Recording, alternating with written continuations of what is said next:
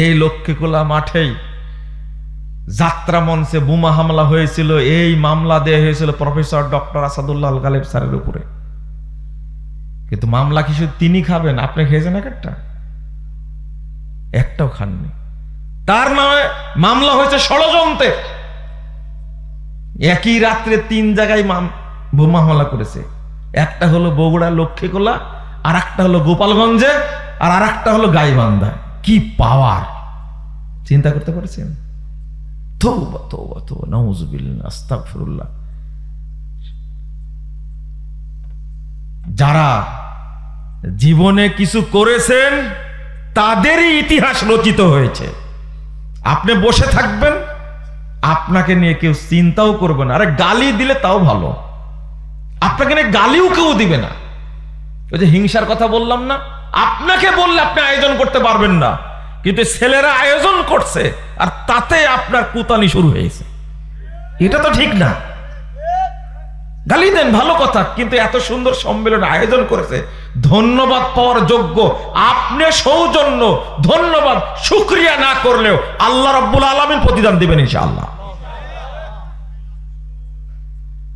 তো যদি আপনি এই সুন্নাতের কথাই বলতে চান, এই উপমহাদেশে সুন্নাত প্রতিষ্ঠা করতে এমনিতেই একেবারে খুব সুন্দরভাবে নাকে তেল দিয়ে চাদর মুড়ি দিয়ে নাক ডেকে ঘুমায় সুন্নাত প্রতিষ্ঠা হয়নি। প্রতিটি সুন্নাত প্রতিষ্ঠার ক্ষেত্রে ইতিহাস রয়েছে এবং আলেমদেরকে জীবন দিতে হয়েছে, আলেমদের রক্ত গেছে, ফাঁসিতে ঝুলতে হয়েছে, শত শত বিঘা সম্পত্তি বাজেয়াপ্ত হয়েছে। তার প্রমাণে এই যুগে দেখেন, সেই সময় বইয়ে পড়ছিলাম যে সাল আল্লামা ইসমাইল শহীদ রাহিমাহুল্লাহর এক বক্তব্যে ৭০,০০০ হিন্দু ইসলাম গ্রহণ করেছে। আল্লাহ কিভাবে সৈন্যবাহিনী কাছে করে দিলেন, কিভাবে কাছে করে দিলেন? কারণ দেখলো মুসলিম যারা আছে তথাকথিত, এরা হলো মাজার পূজারী, এরা হলো কবর পূজারী, আর যারা পুরোহিত আছে, পীর আছে, তারা মাজারে বসে বসে হিন্দু মুসলিম তাদের নজর নিয়ে খেয়ে পেটের ভুঁড়ি মুড়া করছে। এটা হলো ধর্ম ব্যবসায়ী। এদের দ্বারা কখনো তাওহীদ আন্দোলন, এদের দ্বারা কখনো মুসলিমদের মুক্তির আন্দোলন, জিহাদি আন্দোলন সম্ভব না। তখন ইসমাইল শহীদ লোক পাবেন কোথায়? এক বক্তব্যে ৭০,০০০ হিন্দু ইসলাম গ্রহণ করেছে। ইতিহাস পড়ে আমার কাছে কেমন লাগতো যে এটা কেমন কথা, এত হিন্দু কি করে ইসলাম গ্রহণ করবে? কিন্তু যখন স্বচক্ষে দেখলাম এই যুগেরই ডাক্তার জাকির নায়েকের মতো একজন ডাক্তার মানুষের যুক্তিভিত্তিক আলোচনা শুনে লক্ষ লক্ষ হিন্দু ইসলাম গ্রহণ করছে, চোখের সামনে যখন দেখলাম, তখন এটা কিন্তু আল্লাহ আমাকে এটা প্রমাণ দিয়ে দিয়েছেন যে তোর মনে সন্দেহ ছিল যে এক বক্তব্যে কেমনে ৭০,০০০ মানুষ ইসলাম গ্রহণ করে। ডাক্তার জাকির নায়েকের একটা আলোচনার কারণে লক্ষ লক্ষ হিন্দু, হাজার হাজার ইহুদি খ্রিস্টান সারা পৃথিবীতে ইসলাম গ্রহণ করেছে। এটা প্রমাণ পাওয়া গেল। কিছু কিছু জিনিস যখন আমার কাছে একটু সন্দেহের মতো হয়েছে, তখন আল্লাহর রহমত পেয়েছি, আমার কাছে আল্লাহ প্রকাশ করে দিয়েছেন। তার মধ্যে এটা একটা ৮২ বিঘা সম্পদ বাজেয়াপ্ত করে দিয়েছে। আজকে ডাক্তার জাকির নায়েকের যত সম্পদ বাজেয়াপ্ত করা হয়েছে, প্রতিষ্ঠান ব্যান করে দেওয়া হয়েছে, টিভি চ্যানেল ব্যান করে দিয়েছে, এরকম ৮২,০০০ বিঘা হবে তার কিনলে। কথা বুঝতে পারেননি? সেই সময়ের ৮২ বিঘা, আর এই সময়ে যদি এতগুলো বাজেয়াপ্ত করা হয়, শুধু তার দোষ তাওহীদের দাওয়াত দিয়েছেন তাই না? দুইটা ইন্ডিয়ার ঘটনা, ঠিক একটা হলো ১৫০ বছর আগে আর একটা হলো ১৫০ বছর পরে, এতটুকুই পার্থক্য, অন্য কোনো পার্থক্য নাই। ডাক্তার জাকির নায়েক অন্য দেশে যাওয়ার পথ পেয়েছেন, চলে গেছেন, আল্লাহ তাকে হেফাজত করেছেন। কিন্তু আপনি যাই বলেন না কেন, সহিহ বুখারী পড়াতে গিয়ে হাদিস আসছে যে আবু বকর রাদিয়াল্লাহু আনহু রাসূল সাল্লাল্লাহু আলাইহি সাল্লাম দুইজন গারে সওরে লুকালেন। আল্লাহ রাসূলকে ঘুমিয়ে রেখে পেটে খাবার নাই, তিনি বাহিরে গেছেন খাবার খুঁজতে। গারে সওর কি এত সোজা কথা, ওই পাহাড়ের মাথার উপরে উঠে আবু বকর রাদিয়াল্লাহু আনহু বের হয়ে দেখলেন যে রাখাল বকরি চড়াচ্ছে। তো বলছে, তোমার একটা বকরি দুধ দাও। আমার প্রশ্ন ছিল মাথায়, ওই টাইমে আবু বকর রাদিয়াল্লাহু আনহু এই গারে সওরের উপরে কোথায় বকরি পেলেন? তখন বুঝেন না মনে কথা, কেমনে বকরি পেলেন ওই জায়গাতে, কিভাবে সম্ভব হলো?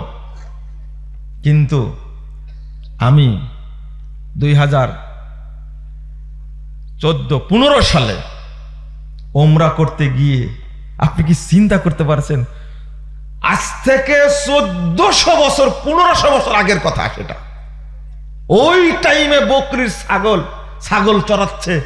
আল্লাহ রাসূলের জন্য দুধ দহন করে নিয়ে এসে খাওয়ালেন রাসূল সাল্লাল্লাহু আলাইহি সাল্লামকে। হাদিস পেয়েছি বুখারী পড়াতে গিয়ে। এই 15 সালে গিয়ে দেখছি এখনো গারে সাওয়ারের উপরেও ছাগল চড়ছে। আপনারা কেউ দেখেছেন? দেখেননি? আমি দেখছি। আমার সাথে যে ভাই ছিলেন মক্কা এখনো থাকেন, আমি দাঁড়ায় গেলাম, আমি বলে, শুনেন, আল্লাহ আমাকে একটা জিনিস দেখাইছে আজকে। এই যে বকরি চড়ছে, বলছে বকরি চড়তেছে তো উপরে চলে যাইতো, ওই যে চড়ছে এখনো।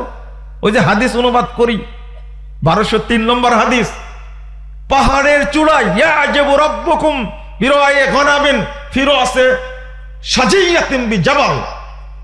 আল্লাহ রাসূল সাল্লাল্লাহু আলাইহি সাল্লাম বলেছেন, ওই যে পাহাড়ের চূড়ায় একটা রাখাল বকরি চড়াচ্ছে, ওখানে কেউ নাই, একাই আছে। আল্লাহ তার উপরে খুশি হয়ে গেছে। কেন? ইউআযযিনু ওয়া ইয়ুকিমুস সালাহ, আজান দিয়ে সে সালাত আদায় করছে। আল্লাহ বলেছেন, উনজুরু ইলা আবদি হাযা, আমার ফেরেশতারা, আসমান জমিনের সমস্ত ফেরেশতাকে আল্লাহ বলেন, আমার ওই বান্দার দিকে তাকিয়ে দেখো, আজান দিয়ে সালাত আদায় করছে। শুনে রাখো, ইয়াখাফু মিন্নি, শুধু আমাকেই ভয় করে, আর কাউকে ভয় করে না। গফরতু লি আবদি হাযা, আমি আমার এই বান্দাকে ক্ষমা করে দিলাম। ওয়া আদখালতুহুল জান্নাহ, আমি তাকে জান্নাতে প্রবেশ করাই দিলাম। মানে পাহাড়ের চূড়ায় উঠে নিজ চোখে দেখে আশ্চর্য। আমার খুব ভালো লেগেছে, হাদিসের সাথে মিল পাওয়া গেল। 1500 বছর পরেও ওই নিদর্শনটা আল্লাহ এখনো রেখে দিয়েছেন। খাইবারে যখন গেলাম, গাধার গোস্ত খাওয়ার গল্প করি না? করি। গাধার গোস্ত খাওয়ার গল্প করলে তো আপনারা রাগ করেন, রাগ করেন না? রাগ করেন একটু। খাইবার বিজয় হয়েছে, 1400 সাহাবী, সবাই হাজার হাজার গাধা পেয়েছে। তারা গাধা জবাই করে রান্না শুরু করেছে। রান্নার ঘ্রাণ ছুটে গেছে চারিদিকে। রাসূল সাল্লাল্লাহু আলাইহি সাল্লাম তাঁবুর মধ্যে ছিলেন, বলছেন, এই কিসের সেন্ট? বলছে, এই যে বিজয় হয়েছে খাইবার, গাধা পেয়েছে, জবাই করে সবাই গাধার গোশত রান্না করছে, এখন খাওয়া শুরু করবে। রাসূল সাল্লাল্লাহু আলাইহি সাল্লাম বলতে, বের হও, ঘোষণা দাও, আল্লাহ রাব্বুল আলামিন গৃহপালিত গাধাকে হারাম করেছে। এবার কি হবে? এবার কি হবে? এবার কি হবে? রাসূল সাল্লাল্লাহু আলাইহি সাল্লাম বললেন, ঘোষণা দাও, গাধার শত শত গাধা জবাই করেছে, রান্না হয়ে গেছে, এখন খাওয়া শুরু হবে। সেন্ট বের হয়েছে গোস্তের, বুঝেননি? সেন্ট কখন বের হয়? খাওয়ার কাছে। গরুর গোস্ত রান্না করা যখন শুরু হয়, কষানি যখন হয়ে যায়, সেই সেন্ট বের হয়। অনেকেই রান্না করতে করতে 5 কেজি খেয়ে নেয়। এই পর্যায়ে সাহাবীরা সব চুপ, বলে দিলেন, গোস্ত ফেলে দিবে, হাঁড়ি ভেঙে দিবা। গোস্ত ফেলে দিবে, হাঁড়ি ভেঙে দিবে। এবার কি হবে? রাসূল সাল্লাল্লাহু আলাইহি ওয়াসাল্লামের কাছে এসে আপনারা কি করতেন? আপনারা একটা কাজ করতেন, যে এই যুগে হলে আবু বকর রাদিয়াল্লাহু আনহুকে আহ্বায়ক করে 5 সদস্যের টিম পাঠায় বলতেন যে অন্তত আজকে খাওয়ার অনুমতি নিয়ে আসেন, তাই না? শুনেন শুনেন, কিন্তু সাহাবীর আবেদন জানানে, আল্লাহ রাসূল এই গোশত ফেলে দিই আমরা, কিন্তু পাতিলটা কি ভাঙ্গার দরকার আছে? পাতিলটা বলছে ঠিক আছে, পাতিল রেখে দাও, ধুয়ে ফেলো, কিন্তু গোশত খাওয়া যাবে না। ক্লান্ত সাহাবী, এতদিন থেকে যুদ্ধ হচ্ছে, জয় লাভ করা যায় না। আলী রাদিয়াল্লাহু আনহু, কেন বলতে গেছি কথাটা জানেন? এই যুবক আলী রাদিয়াল্লাহু আনহুকে বললেন, আজকে একটা মানুষকে আমি তরবারি পতাকা হাতে তুলে দেব, তার মাধ্যমে বিজয় লাভ করবে। বলেননি আল্লাহ রাসূল সাল্লাল্লাহু আলাইহি ওয়াসাল্লাম কাকে দিবেন? সব সাহাবী অপেক্ষা আছে, হয়তো আল্লাহ রাসূলের তরবারি আমি পাবো। কিন্তু সকালে যখন বললেন, সবাই মনে করছেন তখন আলী কই, তখন সবাই বলছে আলী অসুস্থ। আলী আপনার মতো বৃদ্ধ ছিল? কি ছিল? আলী রাদিয়াল্লাহু আনহুর মাধ্যমে আল্লাহ বিজয় দান করেছেন খাইবারকে। সুবহানাল্লাহ। বিশাল গেট, যে অন্তত 500 মানুষ ধরে সেই গেট সরানো যাবে না, তিনি ধরে যখন চাঁট দিলেন এমনি খুলে গেল। আল্লাহ তাকে কি শক্তি দিয়েছিলেন, খাইবার বিজয় হয়ে গেল। ক্লান্ত সাহাবীরা, ক্ষুধার্ত সাহাবীরা বিজয়ী হয়েছে, গাধা জবাই করেছে, রান্না করেছে, খাওয়া দাওয়া করবে, ঘোষণা দিয়ে দিলেন খাওয়া যাবে না। আপনারা বলতেন আজকে অন্তত খাই, পরে যাওয়াই হবে। একজনও এক পিস গোশত খাননি, এক পিসও খাননি, সবাই ফেলে দিয়েছে। আপনারা পারবেন? পারবেন? বলেন পারবেন? বিড়ি ছাড়তে পারেন না, আপনি গোশত ছাড়বেন? এই যে রাগ করেন আপনারা, বললাম সাধারণ একটা 2 টাকার বিড়ি 1 টাকায় 10টা পাওয়া যেত আমার সময়, দেখছি। এখন কয়টা পাওয়া যায় তা জানি না। এইরকম একটা মুতা চাটেন, নির্লজ্জ বেহায়া, এটাই ছাড়তে পারেন না আপনি, আর গোশত ছাড়বেন আপনি? চুরি করে খাবেন, চুরি করে খাবেন। নবী বলেছে, তাতে কি হয়েছে? আমরা খায়া বাঁচি আগে। কিন্তু এটাই হলো পরীক্ষা। আল্লাহ তো পরীক্ষা নিয়েছেন। আগে বলতে পারতেন না? আল্লাহ রাসূলকে বলতে পারতেন না? তা আপনি জবাই করার আগে বলবেন? বলতে পারতেন না? যখন খাবে তখনই যে নাজিল হয়েছে, আল্লাহ রাসূল আগে বলবেন কি করে? এটা হলো পরীক্ষা। আলী রাদিয়াল্লাহু আনহুর মাধ্যমে খাইবার বিজয়ী হয়েছে। দীর্ঘদিন যুদ্ধের পরে ওই তরুণ সাহাবীর বরকতে আল্লাহ রাব্বুল আলামিন বিজয় দান করেছেন। আপনার কি ঈর্ষা হয় না? একটু হয় না? আজকে আমি পড়েছিলাম একটা আয়াত, ওয়াজ হয়ে গেল আর একটা। ইবো জমশেদ ভাই তো চলে আসবে, আমাকে কতক্ষণ সময় দিবে আল্লাহ ভালো জানে। শুনেন, নিজের মধ্যে ওই রকম প্রেরণা থাকতে হবে। আবু সাইদের কথা কেন বলেন? শরম লাগে না? লজ্জা লাগে না? জগদ্দল পাথরের মতো বিশাল স্বৈরাচার দীর্ঘ 16-17টি বছর এদেশের মানুষের ঘাড়ে বসেছিল, ছিল না? রক্ত দিয়েছে, আয়না ঘরে থেকে মরেছে, গুম হয়েছে, খুন হয়েছে, ধর্ষণ হয়েছে, রক্ত অনেকের ঝরেছে, কিন্তু কারোটা উপরে যায়নি। মনে হচ্ছে আল্লাহ ভালো জানে, কিন্তু যেন আবু সাইদের বুকের তাজা রক্ত আল্লাহর কাছে পৌঁছে গেছে। কি ভুল বললাম মনে হয় নাকি? একটু নিজে নিজে চিন্তা করেন।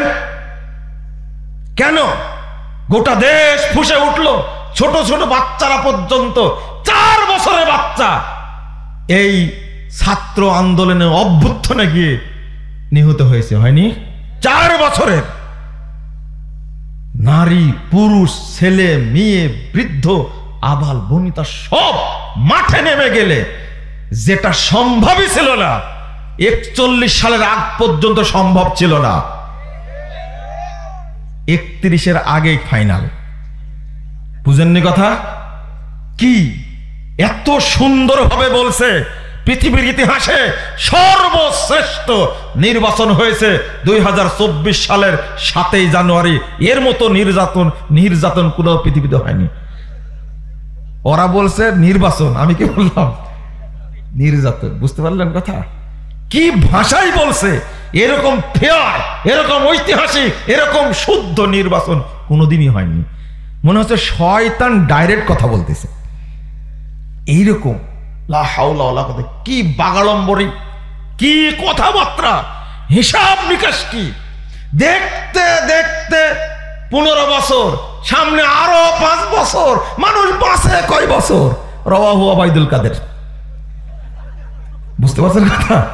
কি অহংকার, কি দাপট, লজ্জা নাই, শরম নাই, হায়া নাই। কোটি কোটি মানুষ জিম্মি, কিন্তু মুক্তির জন্য ওসিলা করে দিলেন কাকে? আবু সাইদ খুদরি। নাকি খুদরি না বলেন আপনারা, কিন্তু আমি বুঝাচ্ছি কি। বয়স কত ছিল? 73 বছর, 63 বছর, কি 55 বছর, 85 বছর? কত বছর? বুড়াকে কবুল করলো না কেন? হিসাব করেন। বুঝেননি মনে কথাটা? রাগ করলেন আপনারা? রাগ করেন আপনার ছিঁড়ে যাক, অন্তত যায় আসে না।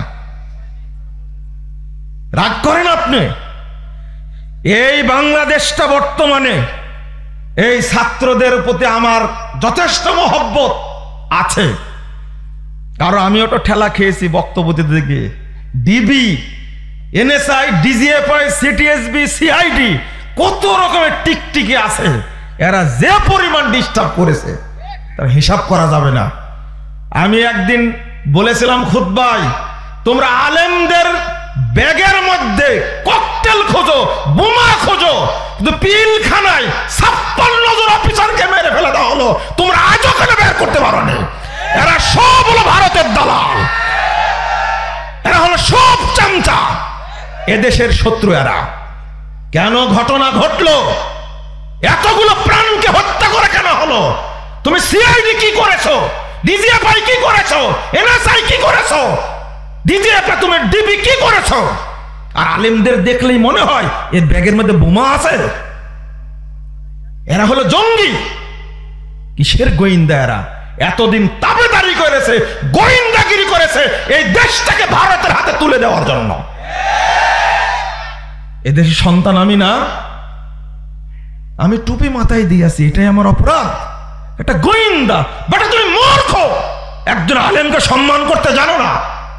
যদি শুধু দেখে মাথায় টুপি আছে, মুখে দাড়ি আছে, গায়ে পাঞ্জাবি আছে, এয়ারপোর্টে ঢোকেন আপনি, আপনাকে কি পরিমাণ অত্যাচার করবে, নির্যাতন করবে, হয়রানি করবে, নানান কথা বলবে আপনাকে। বেটা তুমি কি শিখেছো এমন? তোমার পড়াশোনার গতি কত দূর এটাকে আমরা জানি না? একজন ব্যক্তির রাগে, একজন প্রফেসর আলেম মানুষ দাড়ি ছিল, রাগে দাড়ি কেটে টুপি ফেলে দিয়ে কোট আর টাই পরে এখন ঘুরে বলছে 2-4 জনকে থাপ্পড় মারেছি, পরিচয় দিয়ে থাপ্পড় মারছি। আমাকে চিনো? আমি হলাম আলেম মানুষ, তোদের অত্যাচারের কারণে এই দাড়ি কেটে ফেলেছি। এই বাংলাদেশের ইতিহাসের কথা বলছি আমি। এরা এত অত্যাচার করে, কিন্তু বাংলাদেশটার অবস্থা, একজন সচিব 5,000 কোটি টাকা চুরি করে বাংলাদেশে পাচার করে, তুমি তাকে ধরতে পারো না? বেনজির নামে এক লোক, এই লোকটা এই কি বলবো যে সংখ্যালঘুদের জমি দখল করেছে 600 বিঘা। গোয়েন্দারা কোথায় ছিলে? সাংবাদিকরা কোথায় ছিলে? লিখতে পারো না কেন তোমরা? সবাই ছিল চাটুকার, সবাই ছিল দালাল, সবাই ছিল ব্রিটিশদের এরকম মানে কি বলবো এই বাংলাদেশের স্বাধীনতা বিরোধীদের যারা দোসর, তাদের পাচা ছাড়ছে সারা জীবন এরা। শোনেন, আমি আপনাদের বলতে চাচ্ছিলাম যে জিনিসটা, প্রত্যেক ঘরে নিজের সন্তানকে আলেম তৈরি করুন। এই দেশটা নাস্তিকদের হাতে আর ছেড়ে দেব না ইনশাআল্লাহ। আপনার শরম লাগে না? ওই জন্য তো বলি আপনাকে, আপনার সন্তান পড়বে মাদ্রাসায়, 100% প্রত্যেক মুসলিমের সন্তান পড়বে মাদ্রাসায়। ওইখানে ভর্তি করেন কেন? যেখানে বানর তৈরি হয়। কেন তৈরি করেন? বানর তৈরি হয় বলতে, আরে বাপ মা এত সুন্দর নাম রাখছে, নাম হলো জাফর ইকবাল, এত সুন্দর নাম রাখছে। এই বেটা পড়াশোনা করে বিশ্ববিদ্যালয় প্রফেসর হয়ে গবেষণা করে এই হারামখোর বলছে আমি বানর থেকে জন্ম নিয়েছি। ও ওনাকে বানর জন্ম দিয়েছে ওকে। চিন্তা করতে পারছেন? যেখানে বানর তৈরি হয় সেখানে কোনো মুসলিমের বাচ্চা সন্তানকে ভর্তি করতে পারে না। এখন মাদ্রাসায় পড়ে ইঞ্জিনিয়ার হওয়া যায়, মাদ্রাসায় পড়ে ডাক্তার হওয়া যায়, মাদ্রাসায় পড়ে সচিব হওয়া যায়, মাদ্রাসায় পড়ে বিচারপতি হওয়া যায়, ম্যাজিস্ট্রেট হওয়া যায়, জাজ হওয়া যায়। এখন আপনি নিজের সন্তানকে কেন ভর্তি করবেন বানর তৈরি কারখানায়? অনেকেই অনেক কথা বলে, সিলেবাসে এই ঢুকাইছে ওই ঢুকাইছে। আমি কোনোদিন নাক দেওয়াও ছেঁচি না এটা, কারণ ওই বই দিয়ে কুলুপ নিলেও পবিত্র হবে না, আগে থেকে জানিয়ে। ওটা কিনাটাও হারাম। আমি এই সমস্ত প্রতিষ্ঠানে সন্তান ভর্তি করাকে জায়েজই মনে করি না। কেন? ফিলিস্তিনের কথা শুনে কাঁদছেন, লজ্জা লাগে না? শরম লাগে না? বেহায়ের মতো কাঁদছেন। আপনার নাকে কান্না, এটা এটা আপনার মায়া কান্না। ফিলিস্তিনের মা, এক একটা মা সন্তান জন্ম দেয়, লালন পালন করে, তার টার্গেট থাকে একদিন এই দেশকে ইসরায়েল থেকে মুক্ত করবে, এই ফিলিস্তিনকে স্বাধীন করবে। আর আপনার টার্গেট কি? আপনার বাচ্চা হওয়ার আগে, পেটে আসার আগেই চিন্তা, একে আমেরিকায় পাঠাবো বানর বানানোর জন্য, একে কানাডায় পাঠাবো ডাকাত বানানোর জন্য। ওই চিন্তা আপনার মধ্যে। আর ফিলিস্তিনের মায়ের দেখলে খুব কাঁদেন আপনি, তাই না? এটা একটা শয়তানি কান্না। এটা একটা, আপনার সন্তানকে তৈরি করেন, দেখতে পাচ্ছেন না? এই বাংলাদেশটাকেই ফিলিস্তিন বানায় ছাড়ছে। ইসরায়েল ওই কাজ করতে পারেনি। মাত্র কয়েকদিনে 2000 থেকে 2500 সন্তানকে, ছোট ছোট বাচ্চা, উঠতি বয়সী বাচ্চাকে মেরে ফেলে দিল। এটা কি ইসরায়েল পেরেছিল? না, না, পারেনি। এই এক সপ্তাহের মধ্যে, 5 দিনের মধ্যে এত সন্তান মারতে পারেনি। এটাও তো একটা ফিলিস্তিন। আপনার সন্তানকে গড়ে তুলতে হবে না? কেন আপনার সন্তান নাস্তিক হবে? কেন আমেরিকার দালাল হবে? কেন ভারতের দালাল হবে? ও সরাসরি তাওহীদপন্থী হবে। সে রাসূলুল্লাহ সাল্লাল্লাহু আলাইহি ওয়াসাল্লামের আদর্শে গড়ে উঠবে। তার চেতনা হবে সংগ্রামী চেতনা। কি ফিলিস্তিন থেকে একজন কি পালাইছে? বলেন আপনি, পালাইছে একজনও? একজনে কি কানাডায় আশ্রয় নিয়েছে? একজনে কি আমেরিকায় আশ্রয় নিয়েছে? মা জন্মই দিয়েছে। নিয়েতে যত সন্তান হবে সবই ফিলিস্তিনের মুক্তি আন্দোলনের শহীদ হবে তারা। কিন্তু আপনি তো পলাতক, আপনি পালিয়ে যান। আপনার মাথায় ওই চিন্তাটা থাকতে হবে। আজকে যুবক ভাগদের প্রোগ্রাম, এই জন্য কথাগুলো আমি বলছি। আর শেষে একটা আমি নসিহত করব, আমাদের কাজ হবে তাওহীদ প্রতিষ্ঠা করা। বলেন ইনশাআল্লাহ। কোন শিরিকের সাথে আপোষ হবে না। ব্রিটিশ বিরোধী আন্দোলন সফল হওয়ার পিছনে মূল কারণ ছিল তাওহীদ। এমন ভাবে একজন কবি উল্লেখ করছেন, মহিয়ত চেবার পায়রি জি জারাস সে শামশির হিন্দিনে হিবার সারাস উম্মেদ ওয়াহির আসাস না বাসাত যে কাজ ভারিনাস বুনিয়াদ তাওহীদ বাস। শুনে রাখো, একজন তাওহীদপন্থী, মহিয়তপন্থী তরুণের সামনে ভারতের তৈরি তীক্ষ্ণ তরবারি কিছুই না। ওদেরকে যদি তুমি কোটি কোটি টন, হাজার হাজার টন তুমি স্বর্ণ দিতে চাও, রৌপ্য দিতে চাও, তাদেরকে যদি বিশাল বিশাল অট্টালিকা দিতে চাও, তারা শুধু তাওহীদের চেতনার কারণে সবকিছু বর্জন করবে, তাওহীদকে ধরে রাখবে তারা। তাওহীদ যদি হয় আমাদের মূল টার্গেট, আল্লাহর পক্ষ থেকে সাহায্য আসবে, আল্লাহ আমাদের বিজয় দান করবেন ইনশাআল্লাহ। 2 নম্বর কথা বলবো, সেটা হলো ঐক্যবদ্ধ থাকতে হবে ইনশাআল্লাহ। ঐক্যবদ্ধ থাকতে হবে মানে কি? কি আশ্চর্য একটা ব্যাপার! আমি হতবাক হয়েছি। আপনারা জানেন গত 7 এবং 8 তারিখে বাইপাইলের সম্মেলন হলো না? মনে হচ্ছে যে আলেমদের সম্মেলন। কত আলেমের আগমন! পাকিস্তান থেকে এসেছেন 6 জন আলেম। তাদের বক্তব্য নিঃসন্দেহে আপনারা শুনেছেন। মহব্বত কতটুকু! আপনাদের জেলার মানুষ প্রফেসর ডক্টর আব্দুল্লাহ ফারুক হাফিজাহুল্লাহ, তিনি আজকে বিকেলে আমাকে জানালেন একটা কথা, আজকে আসার পথে জানালেন একটা কথা। তাদের মধ্যে কত মহাব্বত, শুধু বাংলা ভাষাভাষীদের জন্য তারা মানে ওখানে মানে চ্যানেল খুলবেন যেন বাংলাদেশের আহলে হাদিস আলেমদের বক্তব্য বিশ্বব্যাপী প্রচার করা যায়। আজকে বলেছেন, আজকে যে আপনারা আলেমরা স্টুডিওতে বসে আপনারা রেকর্ডিং করবেন, করে আমাদের কাছে পৌঁছান, আমরা সেটা প্রচার করব। এটা বাংলাদেশেও হবে, ইন্ডিয়াতেও থাকবে, সারা পৃথিবীর যারা বাঙালি তারাও শুনতে পাবে। 3টা টিভি চ্যানেল পরিচালনা করে, 3টা। আমাদের একটাও কি আছে? আহলে হাদিসদের কি একটাও আছে? বরং অনৈক্যের কারণে, বিভক্তির কারণে বাংলাদেশে আহলে হাদিস মসজিদ ভেঙে দেয়, আহলে হাদিস মসজিদ পুড়িয়ে দেয়, তাই না?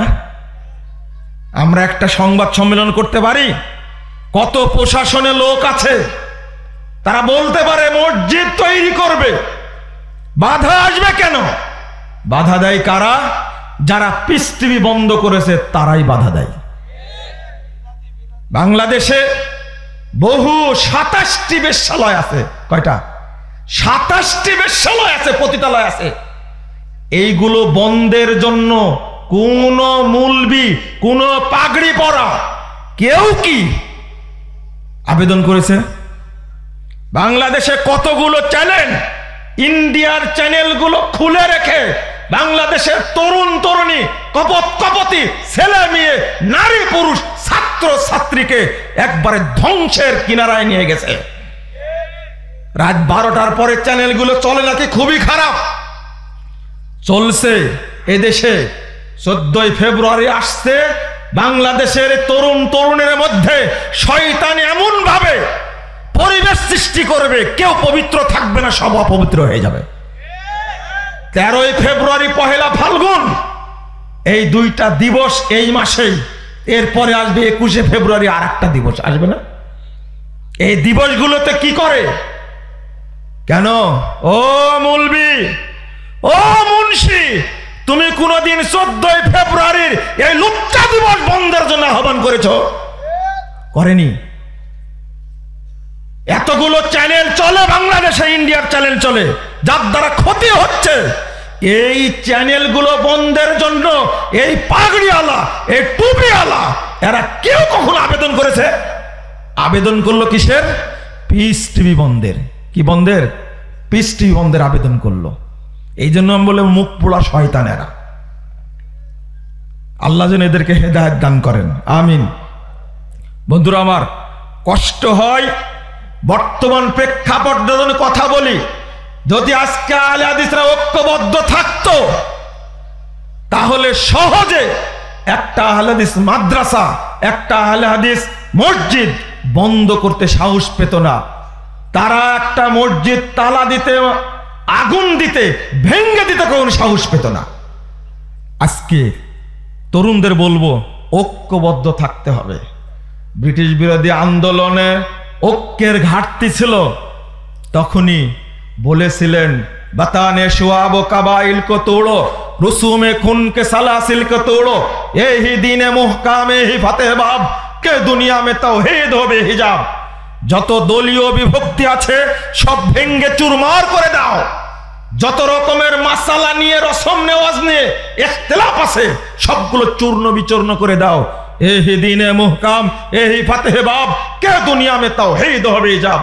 তখনই দেখবে আসমানের নিচে, জমিনের উপরে তাওহীদের পতাকা পথ পথ করে উঠতে শুরু করেছে। লক্ষ্মীকুলার এই তরুণ ভাইরা যদি ঐক্যবদ্ধ হয়ে কাজগুলো করতে থাকে, এই সম্মেলন আগামী দিনে আরো বড় হবে ইনশাআল্লাহ। একটা তরুণ উপহার দেন। আমি বক্তব্যে বলেছি 8টা বিভাগ থেকে 8 জন তরুণকে তুমি আল্লাহ কবুল করো। 8 জনই যথেষ্ট একটা বিভাগকে জাগানোর জন্য, একজনই যথেষ্ট। আপনি কিছুক্ষণ আগে বললাম না শাহ ইসমাইল শহীদের কথা? ব্রিটিশ লেখক, তিনি বলছেন স্পষ্ট, all the stand of present of consistent of subcontinent but not had second Ismail's power। ভাষা কি? সারা পৃথিবীর ইহুদি খ্রিস্টান ঐক্যবদ্ধ হয়েছিল শাহ ইসমাইল শহীদের বিরুদ্ধে, কিন্তু তার পশম নড়াতে পারেনি। কি ভাষাটা কি, পশমও নড়াতে পারেনি, তার পারেনি। সূচনা করেছিলেন ব্রিটিশ বিরোধী আন্দোলন, অবশেষে 190 বছর পর ব্রিটিশদেরকে বিদায় নিতে হয়েছে। আপনার টার্গেট থাকতে হবে। বাশারের বাপ কি নাম? না না, সিরিয়ার যে ঘটনা ঘটলো, 53 বছর যাবৎ সংগ্রাম করছে। কত বছর? 53 বছর সংগ্রাম করছে। অবশেষে হাফেজ আল আসাদ ছিল, বাশারের বাপের নাম হলো হাফেজ, এর বেটার নাম হলো বাশার আল আসাদ। এই শয়তান হলো শিয়া। এই সিরিয়াতে বহু আলেমকে হত্যা করেছে। এই সিরিয়ার প্রতি আমাদের মায়া আছে, আমাদের দরদ আছে। এই সিরিয়াতে জন্ম নিয়েছিলেন ইবনু তাইমা রহিমাহুল্লাহ। এই সিরিয়াতে বড় আলেম ইমাম ইবনুল কাইয়িম রহিমাহুল্লাহ, শাইখুল ইসলাম ইবনু তাইমার ছাত্র ইমাম যাহাবী রহিমাহুল্লাহ। আপনি কি কেন বলছি জানেন? এই সিরিয়াকে দখলে রেখেছিল 53 বছর যাবৎ। ইমাম আলবানী রহিমাহুল্লাহকে 2 বার কারাগারে দিয়েছে এই সিরিয়ার শাসক। 53 বছর যাবৎ সংগ্রাম করতে করতে আল্লাহ অবশেষে সংগ্রাম কবুল করেছেন। এই বাশার আল আসাদ, এই শিয়া গোষ্ঠীকে আল্লাহ শাস্তা করেছেন। বলেন আলহামদুলিল্লাহ। টার্গেট থাকতে হবে কত বছর? কত বছর? অন্তত 53 বছর, তার আগে না। আর আপনি মনে করছেন কালকে জয়ী হবেন? না, এটা না, সম্ভব না। টার্গেট নিয়ে আগাতে হবে, ধৈর্য নিয়ে আগাতে হবে। তবে আদর্শের ক্ষেত্রে, নীতির ক্ষেত্রে আপোষহীন থাকতে হবে। আপনার সামনে ইবলিস দিয়ে দিবে অনেক আদর্শ। আল্লাহ বলছেন, ইয়া আইয়ুহাল্লাযীনা আমানু ইন তুতিউ ফারিকাম মিনাল্লাযীনা উতুল কিতাব ইয়ারুদ্দুকুম বা'দা ঈমানিকুম কাফিরিন। 100 নম্বর আয়াত সূরা আল ইমরান। হে মুমিনগণ, তোমরা যদি যাদের কিতাব দেওয়া হয়েছে ইহুদি খ্রিস্টান বিধর্মীদের তোমরা অনুসরণ করো, তাহলে তোমাদেরকে তারা ঈমান থেকে বের করে, মুমিন থেকে বের করে তারা তোমাদের কাফের বানা দিবে। আজকে বাংলাদেশের উপরে পাচার করেছে গণতন্ত্রের মতো কুফরি মতবাদ, বাংলাদেশের উপরে পাচার করেছে ধর্মনিরপেক্ষ মতবাদের মতো কুফরি মতবাদ, জাতীয়তাবাদের মতো কুফরি মতবাদ, সাম্যবাদের মতো কুফরি মতবাদ, সমাজতন্ত্রের মতো কুফরি মতবাদ পাচার করেছে। এমনি পাচার করেছে, এই বাংলাদেশের মুসলিমদেরকে কাফের বানানোর ষড়যন্ত্র তারা করেছে। আমাদের মূল চেতনা হলো ইসলাম। আমাদের অনুসরণে ব্যক্তি হলেন মুহাম্মদুর রাসূলুল্লাহ সাল্লাল্লাহু আলাইহি ওয়াসাল্লাম। আমাদের পূর্বপুরুষরা দেখিয়ে গেছেন সেটা, তারা কখনো আপোষ করেননি। যখন মুসলিম লীগ গঠিত হলো 1906 সালে 30 ডিসেম্বর, তার আগে অল ইন্ডিয়া আহলে হাদিস কনফারেন্স গঠন করলেন 1906 সালের 21 ডিসেম্বর। কারণ তারা সচেতন ছিলেন যে বাংলার মুসলিমরা যেন, উপমহাদেশের মুসলিমরা যেন এই মানব রচিত বস্তা পচা কুফরি মতবাদের সাথে আপোষ যেন না করে। কিন্তু আমরা আজকে কি ঢুকে গেছে সেই চেতনার মধ্যে? আমরা ধৈর্য ধারণ করতে পারি না। তরুণ ভাই, যুবক ভাই, ছাত্র ভাই, আপনাদের প্রতি আবেদন থাকবে, আপনারা নিজেদের আকীদা এবং তাওহীদি চেতনা উদ্ধার করুন। আমাদের টার্গেট হলো কি? জান্নাত। অন্য কিছু টার্গেট? আমাদের টার্গেট হলো জান্নাত, অন্য কিছু টার্গেট না। তো যদি জীবন পরিচালনা করে, পুরো জীবন অতিবাহিত করে জান্নাতই যদি না পাই, তাহলে কি লাভ হলো? অপরের জৌলুস দেখে প্রতারিত হওয়ার দরকার নাই। আশা করি বুঝতে পেরেছেন। ছাত্র ভাইরা যদি একটা কাজ করতে পারত, যে যেমন তারা শেখ মুজিবের মূর্তি ভেঙে চুরমার করে দিয়েছে, দেয়নি? কতক্ষণ সময় লাগছে? এক একটা মূর্তি তৈরি করেছে 4000 কোটি টাকা দিয়ে, সব মূর্তি করেছে 4000 কোটি টাকা। 2-4 টাকার ভাই, শুধু পদ্মা সেতুর 2 পারের মূর্তি তৈরি করতে টাকা লাগছে মাত্র 117 কোটি টাকা। পাথর দিয়ে এত মজবুত করে গড়েছে, ভাঙতে সময় লেগেছে মাত্র 2 ঘন্টা থেকে 1.5 ঘন্টা। কিন্তু আমার আক্ষেপ, এই বাচ্চাদের চেতনা যদি তাওহীদ থাকতো তাহলে আগে মাজারগুলো ভাঙতো না? আমাদের পরবর্তী টার্গেট বাংলাদেশটাকে আমরা মাজার মুক্ত করবো ইনশাআল্লাহ। এই ধর্ম ব্যবসায়ী পীর ফকিরদের আস্তানা আমরা গুড়িয়ে দেবো ইনশাআল্লাহ। এই দেশে রাখতে দেব না। এই মাজার পূজা চলবে না। মানুষের পূজা চলবে কেন? গাছের পূজা চলবে কেন? পাথরের পূজা চলবে কেন? এই দেশে চলবে কেবলমাত্র আল্লাহর ইবাদত। কোন গণতন্ত্রের পূজা চলবে না, সমাজতন্ত্রের পূজা চলবে না, জাতীয়তাবাদের পূজা চলবে না, ধর্মনিরপেক্ষতাবাদের পূজা চলবে না। একমাত্র ইসলামের আলোকে দেশ পরিচালিত হবে। আমি চাই যখন সংবিধান বাতিল হয়েছে, বাতিলই থাক, এই সংবিধান বাংলাদেশে দরকার নাই। বাংলাদেশের সংবিধান হবে কোরআন এবং সুন্নাহ। সৌদি আরবে কোনো সংবিধান নাই, কুয়েতে কোনো সংবিধান নাই, বাংলাদেশের সংবিধান থাকবে না। সংবিধান কেন আপনি তৈরি করবেন? সংবিধান প্রেরণ করেছেন কে? আল্লাহ। মানুষের রব আল্লাহ। রবের প্রেসক্রিপশন অনুযায়ী, রবের সংবিধান অনুযায়ী মানুষ পরিচালিত হবে ইনশাআল্লাহ। অতএব সংবিধান দরকার নাই। ডক্টর ইউনূস সাহেব এসেছেন, আপনি ঘোষণা করেন এই দেশ পরিচালিত হবে কোরআন এবং সুন্নাহ মোতাবেক, আর কিছু চাই না। আল্লাহ তুমি আমাদের কবুল করো, আমিন ইয়া রাব্বুল আলামিন। তরুণ ভাইদেরকে আবার ধন্যবাদ দিয়ে শেষ করছি। আসসালামু আলাইকুম ওয়া রাহমাতুল্লাহি ওয়া বারাকাতুহু। আপনারা কি তারিখটা মনে রাখলেন? 20 এবং 21 ফেব্রুয়ারি দেখা হবে ইনশাআল্লাহ রাজশাহীতে। আসসালামু আলাইকুম।